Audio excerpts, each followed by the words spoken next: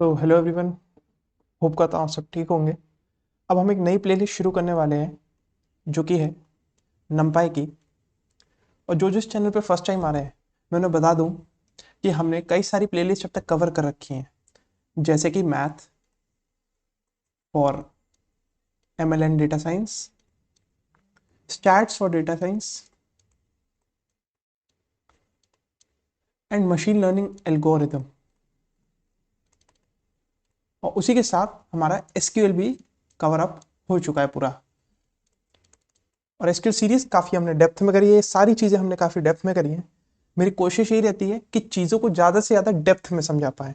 ऊपर ऊपर से तो सबको ही बता देगा, लेकिन मैं चाहता हूँ हर एक चीज़ को जितना डीपली कवर हो सकता है उतना करा जाए। वही हम कुछ करने वाले हैं नंपाई में। तो अब मूव करते हैं हम नंपाई की तरफ। नंपाई हमारा क्या रहता है? नंपाई एक ऐसी लाइब्रेरी है जो कि एरे और मेट्रिसेस, यानी मल्टी डायमेंशनल मेट्रिसेस हो गए आपके या एरेज हो गए, उन सब पे डायरेक्टली मैथमेटिकल फंक्शन अप्लाई करती है। यानी कि अगर आपका डी डायमेंशन एरे है तो उस पर अगर आपको मैथमेटिकल फंक्शन लगाना हो डायरेक्टली, इंस्टेड ऑफ कि आप लूप लगा के एक एक करके ट्रेवर्स करें, तो हमारा नंपाई यूज होता है। और नंपाई लाइब्रेरी में काफ़ी पहले से ही बहुत से मैथमेटिकल फंक्शन प्रेजेंट हैं और काफ़ी सारे ऑपरेशंस प्रेजेंट हैं। तो धीरे धीरे हम सबको कवर करेंगे, एक एक फंक्शन के बारे में पढ़ेंगे। तो शुरुआत करते हैं। सबसे पहले मैं एक एग्जाम्पल के साथ करता हूँ। वो एग्जाम्पल क्या है? पहले तो मैंने नंपाई इंपोर्ट करा इस कोड में, इंपोर्ट नंपाई एज एनपी। फिर उसके बाद मैंने एक लिस्ट ली जिसमें 1 से लेकर 10 तक के नंबर है। फिर मैंने क्या करा, उस लिस्ट को प्रिंट करा, लेकिन नॉर्मली प्रिंट नहीं करा, मैंने उसे 2 से मल्टीप्लाई करा। तो 2 से मल्टीप्लाई करने पे हुआ क्या, ये लिस्ट 2 बार बनी और कॉन्कैटिनेट हो गई। यानी कि 1 से लेकर 10 तक, फिर 1 से लेकर 10 तक। ऊपर क्या था, सिर्फ 1 से 10 तक नंबर्स थे। ठीक है। अब मैंने यहाँ पे एक नंपाई एरे बनाया, नॉर्मल एरे नहीं, नंपाई एरे। आप यहाँ पर टाइप भी देख सकते हैं, मैंने इसका टाइप भी लिख रखा है। टाइप क्या आया, NumPy dot N D array, N dimension array.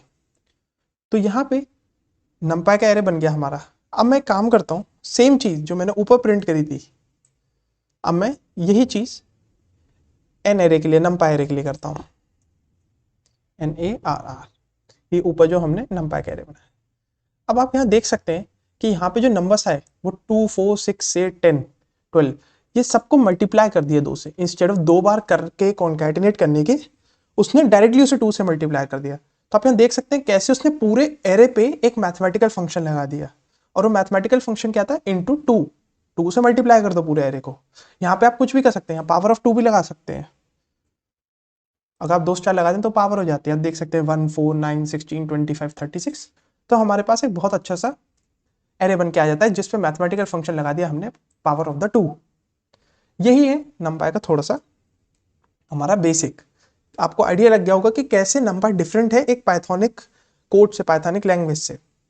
अब बात करते हैं थोड़ी सी और डिटेल में, थोड़ा और मूव करते हैं हार्डवेयर की तरफ, कैसे यह इंटरनली वर्क करता है। नंपाई जो है, ये जो लाइन है मैंने, ये उनकी ऑफिशियल वेबसाइट से उठाई है। उसमें ये लिख रखा है, core of NumPy is well optimized in C code. C code में कैसे? असल में ये जो नंपाई की लाइब्रेरी है चलती पाइथन पे, लेकिन ये लिखी हुई सी में। तो आप जो भी नंपाई में चीज करते हैं वो सी में कंपाइल होती है और कंपाइल होने के बाद रन होती है। इससे फायदा क्या होता है कि जो पाइथन है, हमारी जो पाइथन है वो इंटरप्रेटेड है और सी जो है कंपाइल्ड है। तो सी इज फास्टर देन हमारा पाइथन। तो जो नंपाई है वो काफी फास्ट वर्क करता है। और मैं ऐसे ही नहीं कह रहा, हवा में नहीं उड़ा रहा, मैं आपको इसका कोड करके और प्रूफ भी करके दिखाऊंगा। एक ही फंक्शन रहता है हमारा टाइमेट। अभी टाइमेट फंक्शन क्या करता है मैं दिखाता हूं आपको। जैसे मान लीजिए कि मैंने यहां पे क्या करा, i into I to the power 2 for i in list. अब लिस्ट क्या थी, 1 से लेके 10 तक के नंबर्स। ये क्या करेगा, सबकी पावर लगा देगा। 1, 4, फिर उसके बाद 9, फिर उसके बाद हमारा क्या आएगा 16, ऐसे करके पावर्स आ जाएंगी और हमारी लिस्ट तैयार हो जाएगी। ये हमें लूप के थ्रू करना पड़ रहा है क्योंकि हमने देख लिया कि कैसे हमारा डायरेक्ट मैथमेटिकल फंक्शंस काम नहीं करते पाइथोनिक लिस्ट में, लेकिन नंपाई में आप डायरेक्टली ये चीज कर सकते हैं। अगर मैं यहाँ पे एक फंक्शन लगा दूं टाइमेट, टाइमेट एक जुपिटर का फंक्शन रहता है। वो करता क्या है, टाइम निकाल के दे देगा इस कोड का कि इसे रन होने में, इस चीज को जो हमने कोड लिखा है इसे रन होने में या फंक्शन को रन होने में कितना टाइम लगा। तो अब यही चीज करके हम देखते हैं कि हमारे कोड को कितना टाइम लगा। यहाँ पे हम देख सकते हैं मैंने एक कोड रन करा है, थोड़ा टाइम लग रहा था तो मैंने पहले से रन करा, लेकिन फिर भी एक बार और इसे हमें 5 माइक्रोसेकंड के राउंड लगा। 5 माइक्रोसेकंड हमारा कितना रहता है, देखिए यहाँ पे 6 हो गया। 6 माइक्रोसेकंड कितना होता है, 6 into 10 to the power 6 minus 6। तो यहाँ पे लिख देते हैं पाइथन टाइम, पाइथन की लिस्ट को कितना टाइम लगा, लिस्ट को कितना था 6 into 10 to the power minus 6 second, यानी माइक्रो। अब वही सेम चीज मैंने करी हमारे नंपाई एरे के साथ। और नंपाई एरे में आप देख सकते हैं मैंने डायरेक्टली यहाँ पे कोड लिख दिया, क्योंकि डायरेक्टली इसमें मैथमेटिकल फंक्शन लगाए जा सकते हैं। तो वेट करते हैं, देखते हैं ये कितना टाइम लगाता है। इसने लगाया 1.26। हमारा नंपाई की जो एरे था, नंपाई की जो लिस्ट थी या एरे था, उसने कितना टाइम लगाया 1.26 into 10 to the power minus 6, यानी कि ये नियरली 5 टाइम्स है फास्टर। तो हमें यहाँ पे पता चल गया जो नंपाई है जो कि सी में चलता है वो नियरली 5 टाइम्स फास्टर है हमारे पाइथोनिक कोड से। तो यहाँ पे मैंने आपको प्रूव भी करके दिखा दिया कि कैसे जो हमारा नंपाई है वो फास्टर है हमारे पाइथन कोड से। अब बात करते हैं इसके पीछे वजह क्या है, और थोड़ा इन डेप्थ जाते हैं और थोड़ा डीप मूव करते हैं। असल में होता क्या है, आपकी जो सी है वो एक स्टैटिक टाइप स्टोरेज लैंग्वेज है, स्टोरेज लैंग्वेज। अभी स्टैटिक टाइप स्टोरेज लैंग्वेज का मतलब क्या होता है कि मान लीजिए एक एरे है जो कि हमने नंपाई में भी बनाया और सी में ही बनाया। तो यहाँ पे होता क्या है, एक अगर हमने एरे बना दिया और इंटीजर टाइप एरे है, वो नॉर्मल इंटीजर टाइप, तो हर एक को 4 बाइट स्पेस असाइन है और वो डायरेक्टली वहीं पे स्टोर है कंटिन्यूस मैनर में, इंडेक्सिंग मोड में। ये इंडेक्सिंग मोड थोड़ा सा हमारा प्रोसेसर्स का टॉपिक हो जाता है, लेकिन यहाँ पे इंडेक्सिंग कैसे 0 1 2 3, और ये अपने आप इंक्रीमेंट होता रहता है और ढूंढ अगले इंटीजर पे मूव करता रहता है, और हर एक को 4 बाइट असाइन है। ठीक है, तो इसमें और पाइथन में क्या फर्क रहा, पाइथन में असल में हमारा क्या रहता है, डायनेमिक स्टोरेज रहती है। अब डायनेमिक स्टोरेज क्या रहती है, डायनेमिक स्टोरेज होता क्या है, पाइथन में अगर आपने लिस्ट बनाई कोई और यहाँ पे कुछ नंबर्स हैं, जैसे मैं कह दूं R1 R2 R3 R4 R5, ये सब क्या चीज़ है, असल में ये जो नंबर्स हमने स्टोर करें ये डायरेक्टली कहीं पे स्पेस असाइन नहीं है ने कि भाई ये यहीं पे स्टोर है, इंडेक्सिंग है 0 से स्टार्ट हो रही है और ये हमारी 5 तक जा रही है, सॉरी 4 तक जा रही है। नहीं, ऐसा कुछ नहीं है। वैसे आपको पाइथन इंडेक्सिंग दिखाएगा, लेकिन इंटरनली ऐसा नहीं होता। असल में पाइथन क्या करता है, ये एज अ रेफरेंस स्टोर करता है। रेफरेंस कैसे, मान लीजिए आपका मेमोरी ब्लॉक है, यहाँ आपका मेमोरी ब्लॉक है यानी कि आपकी रैम है, तो ये क्या है, ये रेफरेंस स्टोर करता है कि इस स्टोरेज पे सबसे पहला हमारा नंबर है, इस स्टोरेज पे दूसरा नंबर है, और यहाँ पे कुछ भी इंटीजर हो सकते हैं, जैसे हमने बात करी थी वहां पे 1 2 3 4 की, तो यहाँ 1 हो सकता है, यहाँ 2 हो सकता है, थर्ड वाला कहीं और जाके दूर स्टोर हो सकता है। तो ये रेफरेंस स्टोर करता है कि जो एक्चुअल नंबर है वो किधर स्टोर है। तो इधर कुछ रेफरेंस होगा, मान लीजिए 3000, तो आपका कोड क्या करेगा, वो मेमोरी 3000 पे जाएगा और वहां पे जो नंबर है वो उठा के रिटर्न कर देगा। तो इन चीजों में टाइम लगता है, ये पूरे प्रोसेस होने में टाइम लगता है। और वही सी लैंग्वेज जो है वो डायरेक्टली स्टैटिक स्टोरेज है, भाई यहाँ पे नंबर है, नेक्स्ट वाला नेक्स्ट ही नंबर होगा हर हालत में। ये नहीं है कि एक 2000 पे स्टोर हो रहा है तो दूसरा 3000 पे स्टोर हो रहा होगा, नहीं, वो 4 बाइट की स्पेस असाइन है, तो एक 2000 पे है तो एक 2004 पे होगा, उसके पीछे कोई डाउट नहीं है। तो ये थोड़ा फास्टर प्रोसेस है और ये वाला थोड़ा स्लोअर है। तो इस वजह से हमारी जो नंपाई लाइब्रेरी है वो काफ़ी ज़्यादा फास्टर है हमारी पाइथन से। तो ये थोड़ा सा हमने बेसिक करा। अब आगे आगे जैसे हम इस आपको लगा होगा कि हम थोड़ा इन डेप्थ गए हैं, वैसे ही हम कई सारे फंक्शंस पढ़ेंगे और धीरे धीरे नंपाई में और इन डेप्थ हम जाते रहेंगे। तो प्लीज़ प्लेलिस्ट के साथ बने रहिए और आपको अच्छा लगा तो शेयर करिए। तो कंटिन्यू करते हैं अपनी नंपाई प्लेलिस्ट के साथ। अब तक हमने क्या जाना था कि नंपाई जो है वो सी से बना है, सी में लिखा हुआ है कोड इसका, और ये कैसे पाइथन कोड से फास्टर है। और हमने ये भी जाना कि numpy किस लिए यूज होता है। numpy यूज होता है कि एरेज होती हैं आपकी, जो एरेज वगैरह होते हैं, चाहे वो मल्टी डायमेंशनल हुए कैसे भी हुए, उसमें आप मैथमेटिकल फंक्शंस लगा सकें, इस वजह से।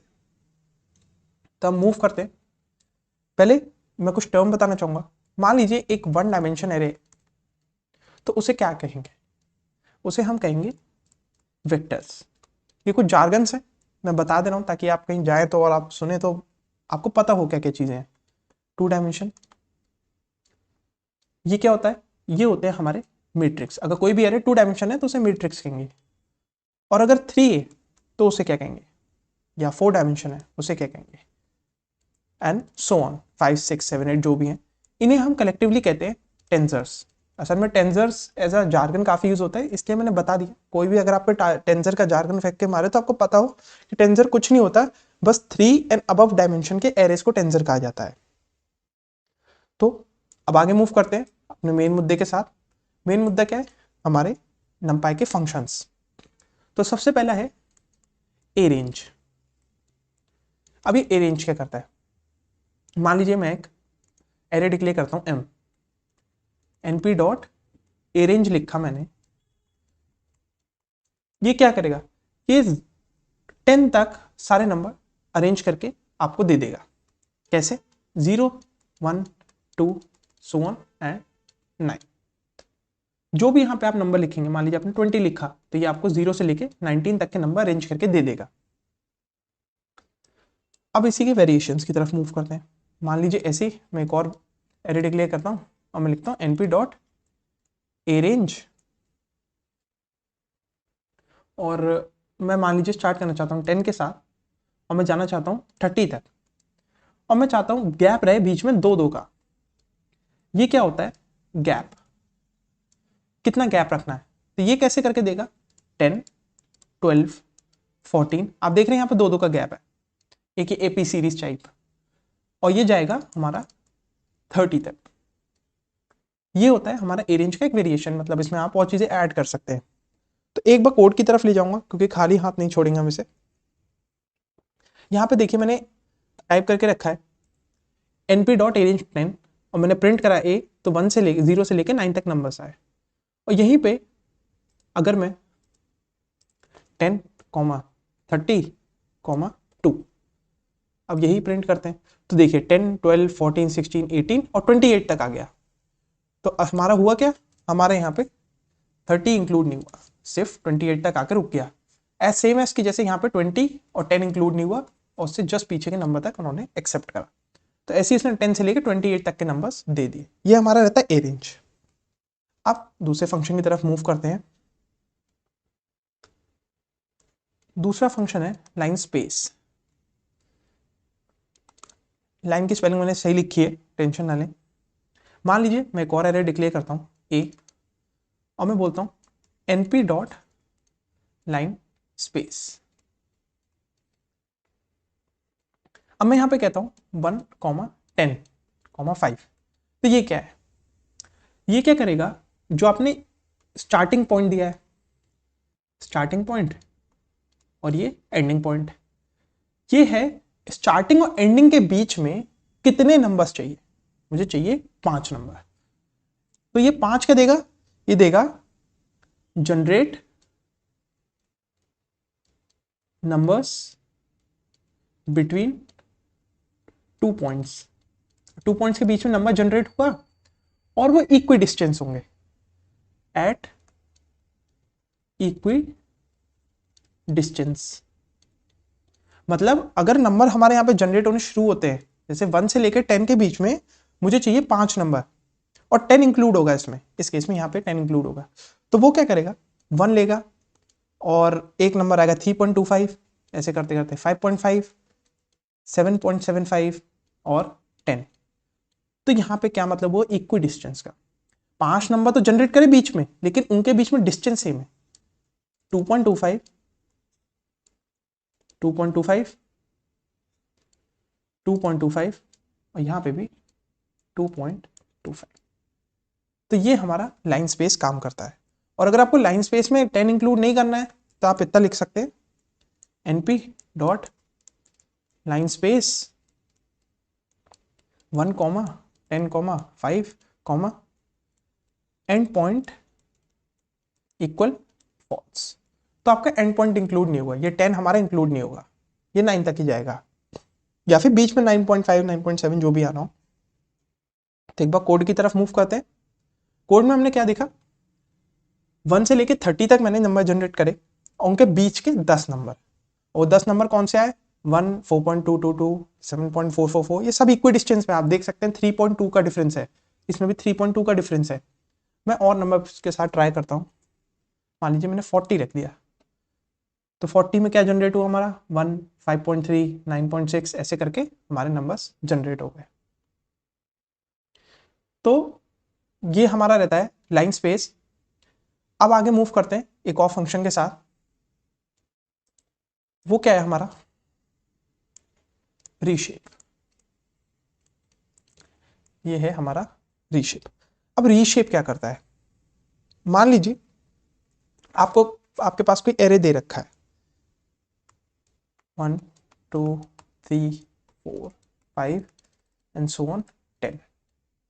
आपको इसे क्या करना है, आप चाहते हैं कि भाई मेरे पास 2 एरे आ जाए इक्वल डिस्टेंस के, यानी कि 1, 2, 3, 4, 5, एक मल्टी डायमेंशनल एरे बन के आ गया, 6, 7, 8, 9, 10, ये आ गया हमारे पास मल्टी डायमेंशनल एरे एक 2D। तो आपने क्या करा, इस सिंगल डायमेंशन एरे को आपने रीशेप कर दिया। आपने क्या करा, इसे 2,5 की फॉर्म में रीशेप कर दिया। ऐसे ही मैं इसे और भी छोटा कर सकता हूं, मान लीजिए मैं 3 मांगू, लेकिन 3 में ऐसा पॉसिबल हो नहीं पाएगा, क्योंकि आप 3 में से इक्वली बांट नहीं पाएंगे। तो आप ध्यान रखें कि ये फैक्टर्स नहीं हो। एक बात मैं आपको एग्जाम्पल करके दिखाता हूँ तो चीजें शायद क्लियर हो जाए। अब मैंने ए लिया था ऊपर, अब मैं ए यहाँ पे दोबारा से 1 से लेके 11 तक जनरेट करता हूँ, ये आ गया 1 से लेके 10 तक नंबर। अब मैंने इसे 2,5 में रीशेप करा, तो हमारे पास आ गया 1, 2, 3, 4, 5, और फिर दूसरा एरे कौन सा रहा, सेकेंड डायमेंशन वाला, सेकेंड रो, 6, 7, 8, 9, 10।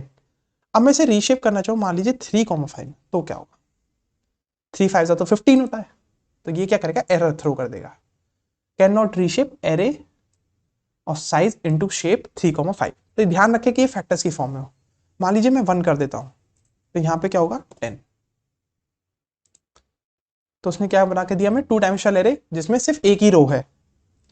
ऐसे में यहां पे 5 कर सकता हूं, और यहां पे मैंने 2 कर दिया। तो क्या हुआ, 2 के साइज की रोज आ गई हमारे पास, और कितने कॉलम बन गए हमारे पास, एक और 2 कॉलम और 5 रोज। ये हमारा रहता है रो, ये रहता है हमारा कॉलम। एक इंटरेस्टिंग चीज और, यहां पे अगर मैं रीशेप कर रहा हूं, यहां पे मान लीजिए मैंने ए ले लिया और मैंने -1 लिख दिया, तो क्या होगा क्या, अगर मान लीजिए मेरा एरे है, उसमें 1 से लेके 30 तक है नंबर। अब मैंने कुछ ऐसा लिख दिया, रीशेप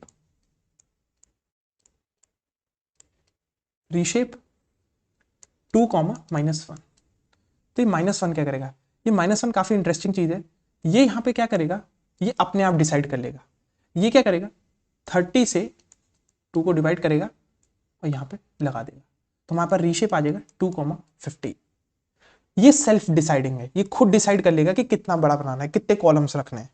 तो एक बार मैं आपको करके दिखा दूं, यहाँ पे मैंने 5 रखा, तो आना चाहिए, ए में हमारे पास 10 नंबर्स हैं 1 से लेके 10 तक। तो अगर मैं इसे रीशेप करूं, तो हमारे पास 5,2 आना है। यहाँ पे -1 रखा, लेकिन इसे अपने आप ही उसे 2 में कन्वर्ट कर दिया है। अब मान लीजिए थोड़ा बड़ा नंबर लेते हैं, 11 की जगह 31 कर देते हैं, तो यहाँ पे क्या सीन होगा, पहले मैं इसे रन कराता हूँ। 1 से लेके 30 तक हमारे पास नंबर आ गए। अब ये देखिए, इसने अपने आप ही 6, यहाँ पे आप दे सकते हैं 6 कॉलम्स है, 6 कॉलम्स है और 5 रोज है, 5 6 30। तो इसने अपने आप डिसाइड कर लिया कि भाई मुझे कितने कॉलम्स रखने हैं। तो ये रहता है हमारा रीशेप। अब रीशेप के बाद हमें नेक्स्ट मूव करना है, एक चीज और कर लेते हैं हम, वो है स्लाइसिंग। इसी में ही मान लीजिए, चलिए एज अ न्यू टॉपिक ही ले लेते हैं। अब हम मूव करते हैं स्लाइसिंग की तरफ। स्लाइसिंग असल में फंक्शन नहीं है, स्लाइसिंग अपने आप ही एरे का एक पार्ट है। इंस्टेड ऑफ आपको स्लाइस लिखना पड़े, आपको उसे करने की जरूरत नहीं है अभी।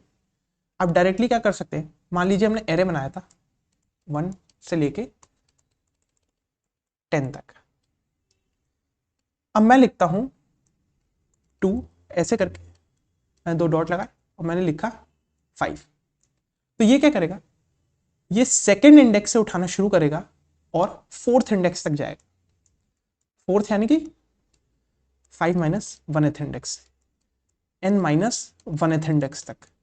और ये है स्टार्टिंग और ये है एंडिंग। तो ये क्या करेगा, हमारे एरे को स्लाइस कर देगा। स्लाइस कैसे करेगा, m था हमारा 1 2 3 4 5 6 7 8 9 10। एक बार मैं करके ही दिखा देता हूं। थर्ड से स्टार्ट करा, 3 4 5 6, ये हमारा सेकंड था, थर्ड था, फोर्थ था, तो 6 यहां पे नहीं आएगा, तो ये 3 4 5 हमें दे देगा। 2 से शुरू करा और nth माइनस 1 यानी कि 5 माइनस 1 फोर्थ इंडेक्स तक गया और स्लाइस करके उसने वो रिजल्ट दे दिया। इस एरे को इस पार्ट में स्लाइस कर दिया। अब मान लीजिए हमारे पास एक 2 डायमेंशनल एरे। चलिए पहले एक बार 1D का ले लेते हैं। यहाँ ऊपर मैंने एक कोड और लिखा है, मैं ये दिखाना चाहूंगा। मैंने यहाँ पे 1 से लेकर 21 तक के नंबर अरेंज करे और उसे डायरेक्टली रीशेप कर दिया कि मुझे क्या साइज चाहिए, तो उसने वहां वो करके दे दिया। ऊपर ये सब चीजें डिस्कस कर चुका हूँ, बस for the example, sake of example मैंने ये लिख रखा है। अब ये m है हमारे पास, पहले a पे ही बात करते हैं। पहले a यहाँ पे एक बार प्रिंट कर लिया जाए और देख लिया जाए a है कैसा। a है हमारा कुछ ऐसा। अब मैं कहता हूं a 2 5, तो हमारे पास 3 4 और 5 आ गए जैसा हमने डिस्कस करा था। उसने सेकंड इंडेक्स से शुरू करा और वो किस तक गया, nth माइनस 1 यानी कि 5 minus 1th index, fourth index तक, और उसने हमें रिजल्ट दे दिया 3 4 और 5। अब यहाँ पे मैंने m बनाया था। m क्या है, एक 2 डायमेंशनल एरे है। मैं फिर से एक बार यहाँ पे m को प्रिंट करा देता हूँ, प्रिंट m। अब मैंने यहाँ नीचे क्या किया, मैंने लिया 1 से 4 और फिर 2 से 4। ये क्या चीज है, तो वापसी आते हैं अपने बोर्ड की तरफ।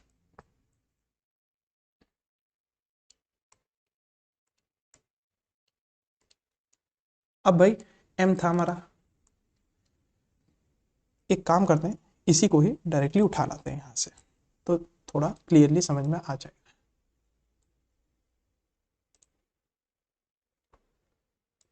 ये आ गया हमारा m। अब यहां पे हमें क्या दिखाई दे रहा है, ये है हमारा 0th इंडेक्स, दोनों का 0th है, और ये है रोज और ये है कॉलम्स। ठीक है, तो ये दोनों का 0th इंडेक्स है। अब मैं कहता हूं मुझे चाहिए 2 से लेके 4 और 1 से लेके 4।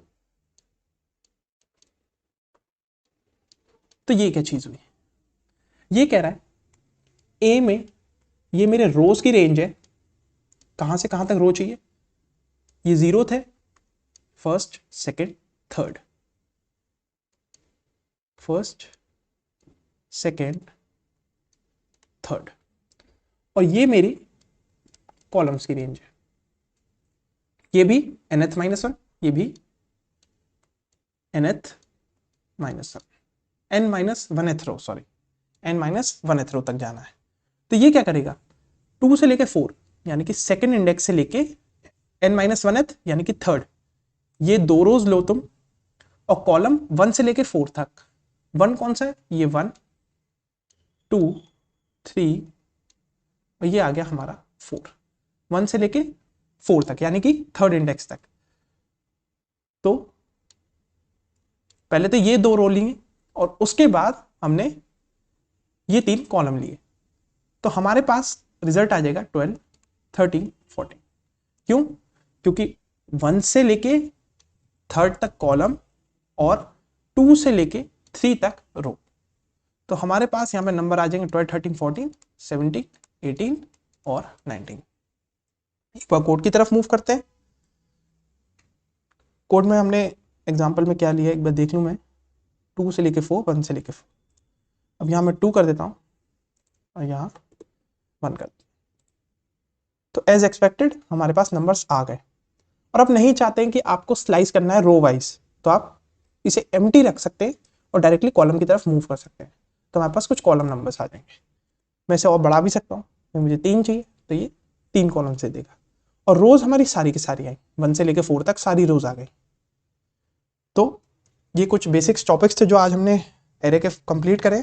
अब नेक्स्ट और भी टॉपिक्स हैं, जैसे मास्किंग हुआ, ब्रॉडकास्टिंग हुआ, काफ़ी इंपॉर्टेंट टॉपिक्स हैं, तो उसकी तरफ हम नेक्स्ट लेक्चर में मूव करेंगे। तो नंपाई की सीरीज में ही आगे बढ़ते हुए अब हम एक टॉपिक की तरफ आ गए हैं। उस टॉपिक का नाम है मास्किंग। अब मास्किंग क्या रहती है? मास्किंग इन द सेंस अंग्रेजी में तो ये मतलब रहता है कि मास्क कर देना, मास्क पहना देना है। सेम चीज नंपाई के एरे के साथ होती है। ये एक इफ देन स्टेटमेंट का मास्क बना देता है। और वो कैसे करता है? चलिए एक एरे बनाते हैं। 1 2 3 4, 2 डायमेंशन एरे है ये। 5 6 7 8 9 10 11 12। अब ये आ गया हमारे पास। अब होता क्या है इसमें, मान लीजिए मैं मास डिफाइन कर देता हूँ। ये वेरिएबल का नाम है मास, जैसे मैंने डाल दिया u, मान लीजिए u रखा मैंने उसका नाम। अब u रख दिया मैंने उसका नाम। अब u मैंने कहा कि m जो है, इसे m नाम दे देते हैं अपने एरे को। एरे को हमने नाम दे दिया भाई m, ठीक है। एरे का नाम m हो गया भाई। m जो है ग्रेटर देन इक्वल टू हमारा 5 रख लेते हैं। रख लिया हमने। तो ये u क्या चीज़ हुई? u जो हुआ वो इसे मास्क करेगा। मास्क कैसे करेगा अब मैं आपको दिखाता हूं। अब आप अगर इसे एज अ आउटपुट लेंगे, अगर आप प्रिंट कराएंगे u को, तो आउटपुट कैसा आएगा? आउटपुट कुछ इस तरीके का आएगा। हमने क्या लिया था? 1 से लेकर 12 तक के नंबर। तो जहां जहां हमारी जो ये कंडीशन है, ये वाली जो कंडीशन है वो ट्रू हो रही है, वहां तो ये ट्रू प्रिंट करेगा और बाकी जगह फॉल्स प्रिंट करेगा। If this happens then true, else false. तो यहीं पे हमारे पास अब ग्रेटर देन इक्वल टू 5 है, तो 1 तो नहीं होता ग्रेटर, तो यहाँ पे फॉल्स, फिर से फॉल्स, फिर से फॉल्स, फिर से फॉल्स। 4 तक तो ये फॉल्स दिखाएगा, 5 से इक्वल टू 5 हो जाएगा वो, तो true true true and so on. ये होता है हमारा मास्किंग। यहां पे आप कुछ भी अप्लाई कर सकते हैं। मान लीजिए मैं कहता हूं m%2 इक्वल टू 0। ये क्या चीज हुई कि भाई 2 से डिवाइड हो रहा है या नहीं हो रहा? m के 2 के साथ मॉड करने पे 0 आ रहा है या नहीं? तो यही सेम चीज हमारी मास्किंग में रहती है। अब मूव करते हैं थोड़ा कोड की तरफ। ये मैंने लिया m एक एरे है हमारा, 2 डायमेंशन एरे। अब यहाँ पे मैंने मास्क लिया। मास्क के लिए ग्रेटर देन इक्वल टू 8। और यहाँ आप देख रहे हैं 1 2 3 4 5 6 7 तक तो फॉल्स दिखाया, उसके बाद सारे हमारे ट्रू दिखाए। एक और फंक्शन ट्राई करते हैं। m%2 equal to 0। यहाँ पे देखिए जहां जहां ऑड है 1 की जगह आ गया फॉल्स, 2 की जगह आ गया ट्रू, 4 की जगह आ गया ट्रू। धीरे धीरे करते हुए उसने एक ट्रू फॉल्स का हमारा एरे बना दिया। अब अगर हमें प्रिंट करना हो कि भाई अब मुझे यही चीज m में लगानी है, तो कैसे करेंगे? मान लीजिए आपने लिखा प्रिंट और उसके बाद करा m और उसमें मास्किंग लगा दी, यानी कि u जो हमारा फंक्शन था या जो हमारी कंडीशन थी वो लगा दी हमने। तो आगे क्या आएगा हमारे पास? कुछ ऐसा एरे 2 4 6 8। जिन जिन वैल्यूज पे ये हमारा ट्रू था, जिन जिन कंडीशंस पे ये चीज हमारी ट्रू थी, सिर्फ वही रिटर्न होंगे, यहाँ पे रिटर्न होंगे। ऐसे करके हमारा एक 1 डायमेंशन एरे आएगा। अभी बताता हूं 1 डायमेंशन एरे क्यों आएगा, पहले इसको प्रैक्टिकली कर लेते हैं। अब यहां पे मैंने मास्क लगाया। अब ये सेम चीज देखिए 2 4 6 8 10 12। यही अगर मैं अपने उसी पे आते हैं ग्रेटर देन इक्वल टू 10, वही सेम चीज मैंने यहाँ पे करी, एक नया फंक्शन लगाया, देखिए 10 से आगे के सारे नंबर दे दिए इसने जितने भी m हमारे 2 डायमेंशन एरे में मौजूद थे। लेकिन ये आपने देखा कि भाई यहां तो हमारा 2 डायमेंशन था और यहां ये रिटर्न कर रहा है 1 डायमेंशन, इसकी वजह क्यों है? इसके पीछे एक रीजन है। वो रीजन क्या है? अब 2 डायमेंशन आपने एरे बनाया, ठीक है ना, आपने 2 डायमेंशन एरे बनाया, होगा क्या जब उसमें से कुछ वैल्यूज निकालेगा, मान लीजिए सिर्फ इवन निकाली, तो कुछ स्पेसेस जो है वो ब्लैंक रह जाएंगी, जैसे कि ऑड नंबर्स की 1 3 5 ऐसे करके ना कुछ स्पेसेस ब्लैंक रह जाएंगी। तो उसी एनॉमली को, उसी प्रॉब्लम को हटाने के लिए ये क्या करता है, सारी वैल्यूज को एक तरीके से स्क्वैश कर देता है एक 1 डायमेंशन एरे में। इसी वजह से हमारा 2 डायमेंशन एरे जो है वो एज अ 1 डायमेंशन एरे दिखाई दे रहा है। अब यहां पे हमारा मास्किंग हो गया ओवर। अब एक नए कंसेप्ट के तरफ मूव करते हैं, थोड़ा सा सिमिलर है, वो है वेक्टराइजेशन। अब ये वेक्टराइजेशन क्या रहता है? मान लीजिए मैंने लिया यहां पे, पहले मैं आपको कोड दिखा दूं, यहां पे मैंने कुछ ऐसा लिखा है। अब m में मैंने क्या करा, यहां मैथ फंक्शन लगाया। मैथ फंक्शन क्या लगाया मैंने? Square root. ये क्या करेगा? वेक्टर फंक्शन हमारा, मान लीजिए मैं एक वेक्टर डिक्लेयर करता हूं कि भाई वेक्टर फंक्शन। अब ये क्या करेगा? np डॉट वेक्टराइज, एक बार मैं स्पेलिंग देख लूं, yes, vectorise math dot log, ये मैंने कर दिया, मान लीजिए log 10 ले लिया। ये क्या करेगा, जितनी भी हमारी m में वैल्यूज थी, m में क्या क्या वैल्यूज थी, 1 2 3 4 ऐसे ऐसे करके वैल्यूज थी हमारी, 5 6 ऐसी हमारी कई सारी वैल्यूज थी। ये क्या करेगा, उन सब का लॉग निकाल लेगा, और जब आप वेक्टर फंक्शन रिटर्न करेंगे तो इनकी सबकी लॉग वैल्यूज रिटर्न करेगा। और सिर्फ लॉग ही नहीं, आप कुछ भी कर सकते हैं। यहाँ पे आपने यहाँ स्क्वायर रूट डाल दिया, या आपने साइन फंक्शन डाल दिया, कॉस फंक्शन डाल दिया, ये सब ये करके दे देगा। यहीं पे मैं आपको ये एग्जांपल जो दिखा रहा था वो यही है कि यहाँ वेक्टराइज फंक्शन लिया मैंने, सबका स्क्वायर रूट लिया।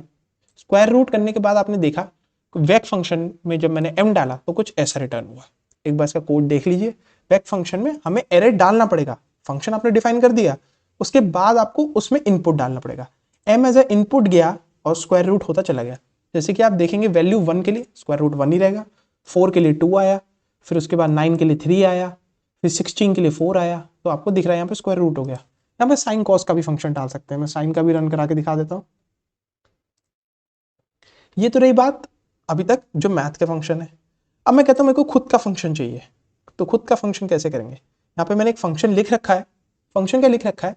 ए और बी में इनपुट दे रहा हूँ, फंक्शन मैंने नाम दिया माई फंक्शन। ए अगर ग्रेटर देन बी है तो ए माइनस बी, और स्मॉलर है तो प्लस कर देना। ये सिंपल सा एक फंक्शन लिखा। अब यही सेम फंक्शन मैं वेक्टराइज में रिटर्न कर रहा हूं। अब मैंने रिटर्न करा, लेकिन इसे कॉल कैसे करेंगे? मान लीजिए मैंने बी फंक्शन लिखा, एक वेक्टराइज फंक्शन लिखा, np डॉट वेक्टराइज, और यहां पे मैंने माई फंक्शन को कॉल कराया कि जो भी इनपुट आए वो इस फंक्शन के थ्रू होता हो जाए। अब आपको कॉल करना है भाई, मान लीजिए आपने फंक्शन कॉल करा, एरे बनाया पहले तो 1 2 3 4, ये हमारा इनपुट है। अब आप कॉल कैसे करेंगे? तो जो वेक्टर फंक्शन था हमारा, इसमें हमने कहा भाई कि हम जो दूसरा इनपुट है, मान लीजिए बी की वैल्यू 2 लेंगे, कि अगर 2 ग्रेटर देन एरे जो है हमारा, मान लीजिए इसे नाम देता हूं m2, अगर m2 की वैल्यू जो है पहली वैल्यू ग्रेटर देन 2 है तो क्या करेंगे हम? m2 माइनस 2, यानी कि यहां पे मान लीजिए 3 है, ये ग्रेटर है, तो 3 माइनस 2 हो जाएगा, वैल्यू क्या आ जाएगी? 1। वही यहां पे अगर 1 है तो हमने क्या फंक्शन में डिफाइन करा कि m2 अगर स्मॉलर देन 2 रहा तो ऐड कर दो। अब इसे भेजेंगे कैसे? अब इसे कॉल कैसे करेंगे? यहां पे हमने अपना एरे डाला 1 2 3 4 और (2), आपने ये इनपुट डाल दिया। ये क्या करेगा? ये a और बी की फॉर्म में चला जाएगा फंक्शन के पास एज ए इनपुट। ये ए इनपुट जाएगा, ये बी इनपुट जाएगा, और ट्रेवर्स करके वो आपको अपने आप ही आउटपुट दे देगा। वेक्टर फंक्शन में इंटरेस्टिंग क्या है, आपको पूरा वो देने की जरूरत नहीं है कि भाई आप एज ए इनपुट 1 बाय 1 कर रहे हैं, नहीं, वो अपने आप ही पूरे नंपाई के एरे में चुपचाप लगा देगा वैल्यूज। यही एक इंटरेस्टिंग फैक्टर है यहाँ पे। अब मैंने यहाँ पे जैसे ही फंक्शन चलाया तो हमारे पास 3 4 1 2 वैल्यू आ गई। 1 को 2 के साथ ऐड करा 3 आ गया, 2 को 2 के साथ ऐड करा 4 आ गया, यहीं पे 3 ग्रेटर हो गया तो 3 - 2 हो गया 1 आ गया, ऐसी 4 - 2 2 आ गया। तो ये था हमारा वेक्टराइज और मास्किंग। तो हमने दो कंसेप्ट के बारे में यहाँ बात करी, वो था मास्किंग एंड वेक्टर। तो प्लेलिस्ट के साथ बने रहिए, अभी भी काफ़ी सारी चीज़ें नंपाई में रह गई है और एक ब्रॉडकास्टिंग कंसेप्ट और रह गया है, वो भी हम आगे चल के कवर करेंगे। Thank you.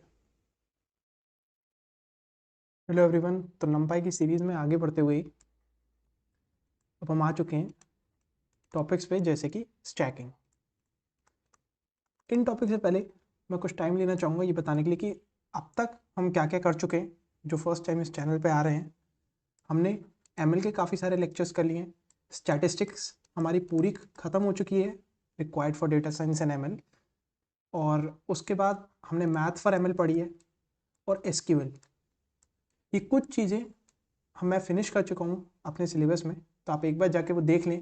स्टैटिस्टिक्स में हमने F test, chi square test, T test वगैरह ये सब क्या रहते हैं, हाइपोथेसिस टेस्टिंग, ये हमने ख़त्म करी है। सैम्पलिंग क्या होती है ये ख़त्म करी है।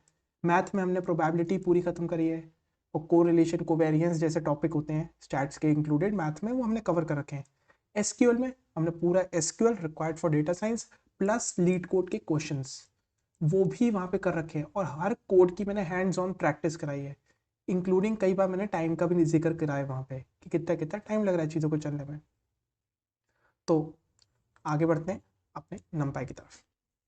अब ये स्टैकिंग क्या रहती है, मान लीजिए आपने दो मैट्रिक्स बनाए 1, 2 और उसके बाद 3, 4। अब स्टैकिंग क्या है, स्टैक मतलब चीज़ों को स्टैक करना, सिंपल सी चीज़ है। ऐसे हमने बी बनाया और वहाँ पे 5 6 7 8। अब मैं यही करूँ np.h स्टैक, मैं अभी बताता हूँ ये h का मतलब क्या है।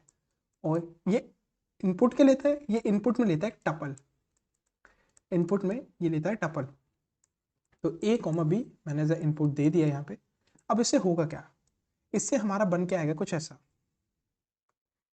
1 2 3 4, जो कि a था, उसके साथ साथ 5 6 7 8। आप ये देख रहे हैं कैसे a और b हॉरिजॉन्टली स्टैक हो चुके हैं। ये h का मतलब हमारे यहाँ पे हॉरिजॉन्टल है। तो ऐसे ही अब मान लीजिए मैं कहता हूँ इसी चीज़ को np.v स्टैक, मैंने v स्टैक कह दिया, a, b टपल इनपुट दिया मैंने। तो ये कैसे करेगा, ये करेगा कुछ इस तरीके से 1 2 3 4 5 6 7 8। ये क्या करा, मैंने पहले b रखा उसके ऊपर a स्टैक कर दिया, तो ये वर्टिकल स्टैकिंग हो गई। चलिए इतना है, अब कोड की तरफ मूव करते हैं, एक बार देखना भी ज़रूरी है। तो हमने यहाँ पे कोड क्या लिखा, मैंने एक ए लिया है 1 से लेके 5 तक के सारे नंबर, यानी कि 4 1 2 3 4, और बी से लेके बी में 11 से लेके 15 तक यानी कि 14 तक, उन्हें रीशेप कर दिया 2x2 के मैट्रिक्स में। ठीक है, मैंने प्रिंट करा, आपको यहाँ पे दिख रहा है ये अलग अलग है, ये ए है हमारा और ये हमारा बी है। अब यहीं पे मैंने यहाँ पे एच स्टैक करा। अब मैंने ए कॉमा बी करा तो 1 2 3 4 11 12 13 14 ये हमारे हॉरिजॉन्टली स्टैक हो गए हैं, आपको दिख रहा होगा यहाँ पे। ऐसे ही मैंने यहाँ पे वर्टिकल स्टैक करा है 1 2 3 4 और नीचे बी स्टैक हो रखा है। लेकिन अगर मैं कहूँ कि बी थोड़ा बड़ा है, मान लीजिए मैं इसे लेता हूँ 19 तक, और शेप में कर देता हूँ इसकी शेप कैसे करी है 3, क्या चल जाएगा ये, नहीं इसने एरर दे दिया है। क्यों दिया, 2 3 6 और हमारे पास इनपुट कितने 8, तो हमें चाहिए होगा 4, 2 4 8, 8 एलिमेंट्स आ गए। ठीक है, अब बी में हमारे 8 एलिमेंट्स आ गए। अब देखिए स्टैकिंग बढ़ गई, लेकिन जब ये चीज़ मैं यहाँ पे करूँगा तो एरर दे दिया। अब वो एरर क्यों दिया, अब मूव करते हैं उस बात की तरफ। अब मैं कहूँ कि ए है ऐसा, ए में है 4 एलिमेंट्स और बी है 1 2 3 4 5 6 7 8। अब इन्हें कैसे स्टैक करेंगे? ए छोटा है, बी बड़ा है। आपको क्या करना है, अगर आप वर्टिकल स्टैकिंग कर रहे हैं तो जो पहला स्टैक है आपको उसके साइज, जो स्मॉलेस्ट स्टैक है वर्टिकली, यानी कि रो वाइज और कॉलम वाइज, उसके हिसाब से आपको स्टैकिंग करनी पड़ेगी। आप मान लीजिए यहाँ 4 की जगह 3 ले लेते हैं तो भी गड़बड़ हो जाएगी। आप इसे कैसे स्टैक कर देंगे 2 के ऊपर? चलिए, कॉलम आपके सेम होने चाहिए।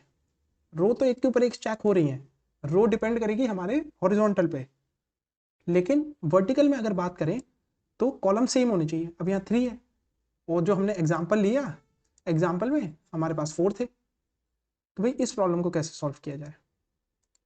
अगर नंबर ऑफ कॉलम हमारे सेम है रोज के, तो एक चीज कर सकते हैं, अगर मैं इसी मैट्रिक्स को ट्रांसपोज कर दूं तो इससे क्या होगा, ये बन जाएगा 1 2 3 4 5 6 7 8। अब इसके कॉलम और इसके कॉलम नंबर में सेम हो गए। तो वही चीज मैं यहाँ पे करके दिखाता हूँ। अब आपको एक नई चीज और देखने को मिलेगी, कैसे नंपाई में प्री एम्बेडेड फंक्शंस हैं हमारे पास। प्री एम्बेडेड फंक्शंस यानी कि पहले से ही जो मैथमेटिक्स करने के लिए फंक्शन पड़े हुए हैं वो हैं हमारे पास। जैसे कि अब मैं डायरेक्टली यहाँ पर टी लिख दूँ तो इसने इसका ट्रांसपोज कर दिया अपने आप ही। मैं एक बार यहाँ पे और दिखाता हूँ आपको, डॉट टी लिखा, ये अपने आप ट्रांसपोज कर दिया इसने कोड ने। तो ये पहले से कोड लिखा हुआ है। आपको पता चल रहा होगा कि नंपाई कितनी एसेंशियल है हमारे उसके लिए। और सब हम डेटा पे ही कर रहे हैं, नंबर्स क्या है, हमारा डेटा ही है। तो हमारे डेटा साइंस में इसलिए नंपाई की बहुत ज़्यादा वैल्यू है। मैंने ऐसे प्रोजेक्ट भी करा रखा है लीनियर रिग्रेशन में, वहाँ भी मैंने काफ़ी नंपाई की लाइब्रेरी के यूज़ करा है डेटा एनालिसिस वगैरह करने के लिए। तो आप एक बार जाएंगे, मैं लिंक डाल दे रहा हूँ नीचे, आप जाके उस प्रोजेक्ट को एक बार देख लीजिएगा। अब मूव करते हैं कुछ और चीज़ की तरफ। नंपाई की कुछ और इंटरेस्टिंग चीज़ें हैं, उसमें से एक है स्पेशल मैट्रिक्स। कुछ स्पेशल मैट्रिक्स पहले से मौजूद है इसमें। स्पेशल मैट्रिक्स कैसे? जैसे कि आइडेंटिटी मैट्रिक्स होता है। आइडेंटिटी मैट्रिक्स कई मैथमेटिकल फंक्शंस में यूज होता है। सबसे अच्छा इसका एग्जांपल बताता हूँ, अगर आप कॉलेज में पढ़ रहे हैं तो आइगन वैल्यूज वगैरह पढ़ाई जाती हैं आपको फर्स्ट ईयर में। तो ये आइगन वैल्यूज वगैरह निकालने के लिए आइडेंटिटी मैट्रिक्स का यूज होता है, जैसे कि ए माइनस लैम्डा आई, है ना। तो ये मैट्रिक्स स्पेशल मैट्रिक्स है, ये प्री एम्बेडेड नंपाई में मौजूद है, तो इसे हम यूज कर सकते हैं डायरेक्टली। ऐसी एक मैट्रिक्स है जैसे कि 0 है। 0 से क्या होगा, आप जितने भी साइज का मैट्रिक्स देंगे हाँ सब 0 0 आ जाएगा, है। ऐसे ही हमारा 1 है, जो भी साइज का आप मैट्रिक्स देंगे 1 1 1 1 1 1 सबकी वैल्यू मैट्रिक्स में 1 हो जाएगी। मैं आपको कोड करके दिखाता हूँ तो आपको फंक्शन थोड़े पता चल जाएंगे। यहाँ पे मैंने 1s का कर रखा है और देखिए यहाँ पे p जो है प्रिंट हुआ तो सारे 1 आ गए। अब ऐसे ही मैं यहाँ पे 0s कर देता हूँ, 0s करा, चला के देखते हैं तो 0s हो गए। अब यहीं पे अब बात करते हैं आइडेंटिटी मैट्रिक्स ही, वो कैसे बनाया जाए। तो उसमें आपको टपल इनपुट देने की जरूरत नहीं है, उसमें आप सिंगल एक इनपुट दे सकते हैं, वो अपने आप ही उसी साइज का मैट्रिक्स बना देगी। अब ये बन गया 5x5 का हमारा मैट्रिक्स। यही अगर मैं 1s के लिए दे दूं, सिर्फ मान लीजिए मैं कहता हूँ 1s को सिर्फ 5 इनपुट दिया तो वो क्या करेगा, एक स्ट्रेट लाइन बना दी, 1 डायमेंशन एरे बना के उसने दे दिया, लो भाई 5 एलिमेंट्स जिनकी वैल्यू 1 है। ऐसे सेम 0s के लिए रहेगा, आप खुद ट्राई करके देखिएगा। तो ये था हमारा नंपाई का, क्या क्या पढ़ा हमने, स्पेशल मैट्रिक्स, और दूसरी चीज़ हमने पढ़ी स्टैकिंग। आज के लिए इतना ही। तो नंपाई की सीरीज में आगे बढ़ते हुए अब हम एक बहुत इंपॉर्टेंट टॉपिक पे आ गए हैं, वो है ब्रॉडकास्टिंग। ये एक तरीके से बेसिकली ये बताता है, ये जो कंसेप्ट है ये इंटरनल वर्किंग बताता है हमारे नंपाई की, कि अंदर क्या हो रहा है। अभी तक हमने फंक्शंस की बात करी, लेकिन फंक्शंस कैसे इंप्लीमेंट हो रहे हैं, हमारे नंपाई की एरेज हुए, मैट्रिसेस हुए, उस पर इंप्लीमेंट किस तरीके से हो रहे हैं। तो सबसे पहले मैं शुरुआत करना चाहूँगा एक कोड दिखा के। मैंने यहाँ पे एक एरे 1 लिया, ठीक है, उसे लिया 1 से लेके 9 तक, अरेंज कर दिया, ये हम कर चुके हैं फर्स्ट लेक्चर में, अरेंज क्या रहता है, और उसे रीशेप कर दिया 3x3 में। ऐसे ही मैंने एरे 2 लिया, उसको अरेंज करा 1 से लेके 4 तक, तो उसका आउटपुट कुछ ऐसा आएगा 1 2 3। अब मैं एक चीज़ करना चाहूँगा, अब मैं इन्हें करता हूँ मल्टीप्लाई।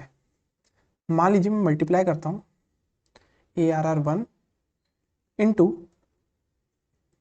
ARR2। अब इसका गेस करिए आउटपुट क्या रहेगा। वो 1 से लेकर 9 तक जो नंबर थे 3x3 में, ये वाला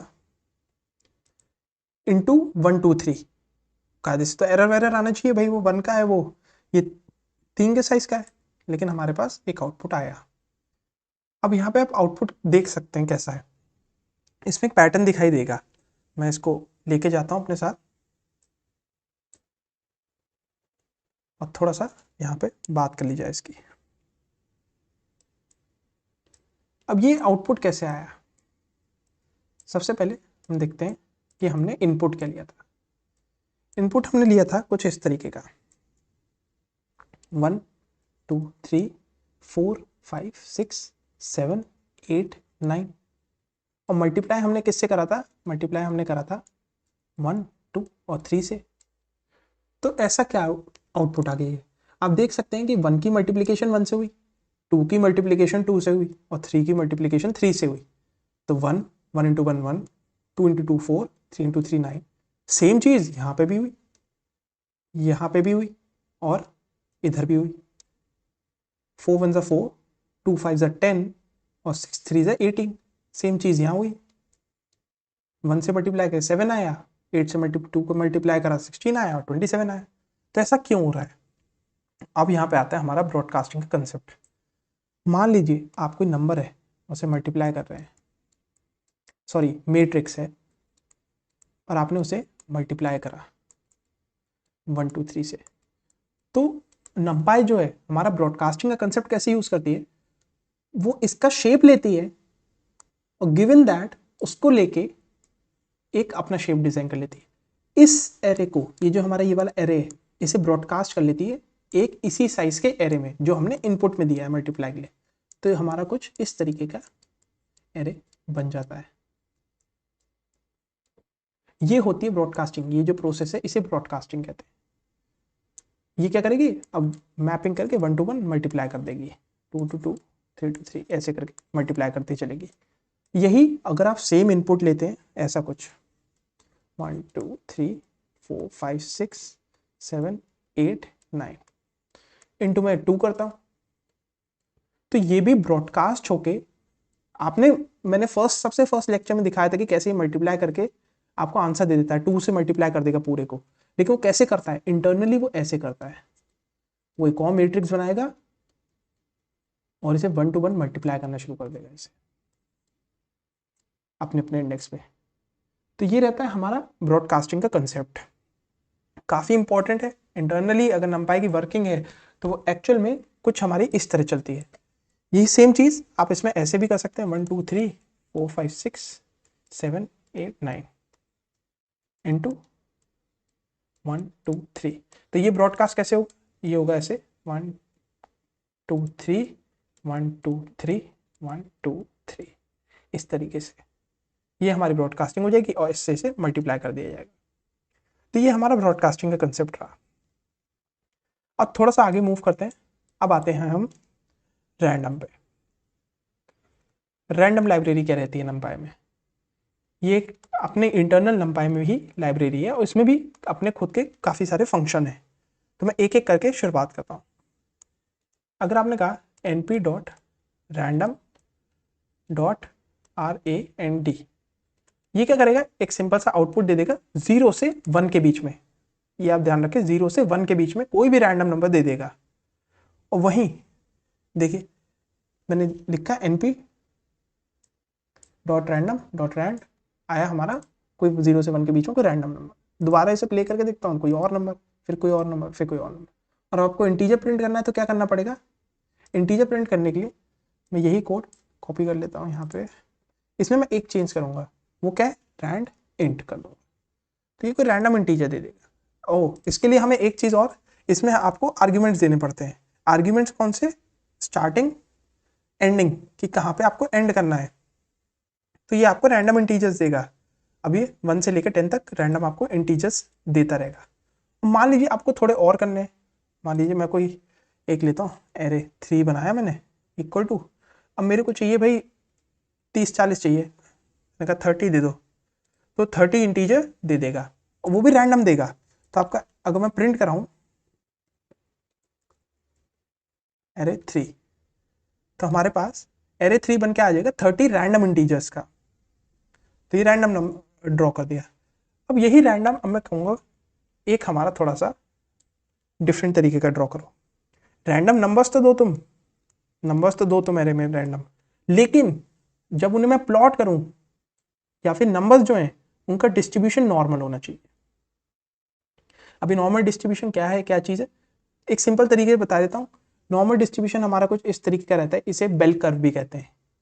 और यहाँ पे ये जो मिडिल लाइन है ये हमारी मीन रहती है, और ये जो है हमारा स्टैंडर्ड डेविएशन रहता है। कितना ये मोटा होगा वो बताता है हमारा स्टैंडर्ड डेविएशन। ये स्टैंडर्ड डेविएशन हुआ हमारा। तो नॉर्मल डिस्ट्रीब्यूशन क्या रहता है, मोस्टली पॉइंट्स जो होते हैं वो मीन के पास होते हैं हमारे नॉर्मल डिस्ट्रीब्यूशन में। ये एक नॉर्मल डिस्ट्रीब्यूशन रहता है, इसी को बेल कर्व भी कहते हैं। नहीं है तो मैं इसकी लिंक डाल दे रहा हूँ, नॉर्मल डिस्ट्रीब्यूशन मैंने पढ़ा रखा है, वो हमारे मैथ की प्लेलिस्ट में है, नीचे लिंक होगी। तो यही मैंने कहा रैंडम नंबर लो, लेकिन रैंडम जो होने चाहिए वो नॉर्मल डिस्ट्रीब्यूशन की फॉर्म में होने चाहिए, यानी कि मीन के आसपास बहुत सारे होने चाहिए, बहुत से नंबर मीन के आसपास होने चाहिए और बहुत कम नंबर मीन से दूर होने चाहिए। और कितने पास होंगे वो हमारा बताएगा स्टैंडर्ड डेविएशन कितना है, कि कितना स्टैंडर्ड डेविएशन है उस पर बताया जाएगा कि नंबर कितने पास हैं और कितने दूर हैं। मीन हम खुद एज एन इनपुट देंगे। तो ये कैसे करा जाता है, मैंने यहाँ पे एक लिया क्यू वेरिएबल, क्यू में मैंने इनपुट डाला np.random.normal, ये इसका कोड रहता है कि भाई नॉर्मल डिस्ट्रीब्यूशन में रैंडम नंबर्स दे दो। और मैंने क्या करा, मैंने दिया मीन, ये जो LOC रहता है लोकेशन, ये 5000 दी कि भाई जो मीन है वो 5000 है। मीन कहाँ था हमारा, थोड़ी सी गड़बड़ हो गई यहाँ, LOC इक्वल 5000। यहाँ पे मीन क्या था, ये पॉइंट जो है हमारा यहाँ पे ये मीन है, ये लाइन हमारी मीन की है, और ये हमारा स्टैंडर्ड डेविएशन, ये कितना दूर है। स्केल हमारा होता है स्टैंडर्ड डेविएशन। तो 5000 मीन है, स्टैंडर्ड डेविएशन 1000 है, और कितने 10,000 मैंने पॉइंट लिए और वो क्यू में फिट कर दिए। तो क्यू जो है हमारा 10,000 पॉइंट से भर गया है, रैंडम पॉइंट से, लेकिन नॉर्मल डिस्ट्रीब्यूशन में। अब कैसे पता चलिए रैंडम जो है हमारा नॉर्मल ही है, तो मैंने क्या करा, मैटप्लॉटलिब में प्लॉट करा है, ये नेक्स्ट लेक्चर में आगे हम कवर करेंगे, फिलहाल के लिए सिर्फ एक डायग्राम दिखाऊंगा। मैंने क्या करा, इन्हें सिंपली सॉर्ट कर लिया। सॉर्ट ऐसे होता है np.nd एरे।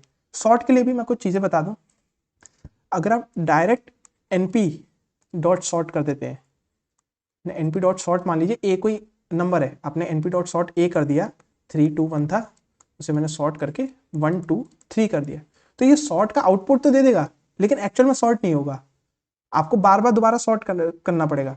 आउटपुट में ही दे देगा ये एक बार, लेकिन अगर आपको इन प्लेस करना है, यानी कि पूरे ए को परमानेंटली चेंज करना है, परमानेंटली सॉर्ट करके, तो np.nd array डॉट सॉर्ट रहता है। तो इससे क्या है, ये परमानेंटली सॉर्ट जाएगा ये, और हमेशा 1 2 3 ही रहेगा, यानी कि। और अगर आप np डॉट सॉर्ट करेंगे, एक बार तो आउटपुट दे देगा 1 2 3, लेकिन दोबारा ए को प्रिंट करेंगे तो 3 2 बन देगा। तो यहाँ पे मैंने क्यू को nd array से सॉर्ट कर दिया, यानी कि इन प्लेस सॉर्टिंग कर दी। इसको हम इन प्लेस सॉर्टिंग कहते हैं, इन प्लेस सॉर्टिंग। अब आगे बढ़ते हैं। मैंने इसी को प्लॉट करा तो आपको दिख रहा होगा कि नॉर्मल डिस्ट्रीब्यूशन बन के आ गया है, और 5000 पे हमारा मीन है, और बाकी स्टैंडर्ड डेविएशन हमारा 1000 का है। स्टैंडर्ड डेविएशन का और ये सब काफ़ी डीप कंसेप्ट है, ये भी मैंने कवर कर रखे हैं, लेकिन अभी के लिए नंपाई पढ़ रहे हैं तो नंपाई पे फोकस करें। तो ये हमारा नॉर्मल डिस्ट्रीब्यूशन ड्रॉ गया। ऐसे करके और भी मल्टीपल फंक्शन है रैंडम में जो आप कर सकते हैं। खुद से एक बार डॉक्यूमेंटेशन वगैरह देखिए, पता करिए, तो आपको बहुत से फंक्शंस मिलेंगे। ये तो मैं आपको आइडिया दे रहा हूँ कि नंपाई कितना चीज़ें बताता है, और जो जरूरी चीज़ें मैंने आपको बता दी हैं, लेकिन ये बहुत ज़्यादा स्केल हो जाता है, इसको काफ़ी ज़्यादा आप स्केल कर सकते हो, काफ़ी चीज़ों में ये इस्तेमाल होता है। तो कंटिन्यू करते रहिए लेक्चर्स के साथ, आगे और सीखेंगे।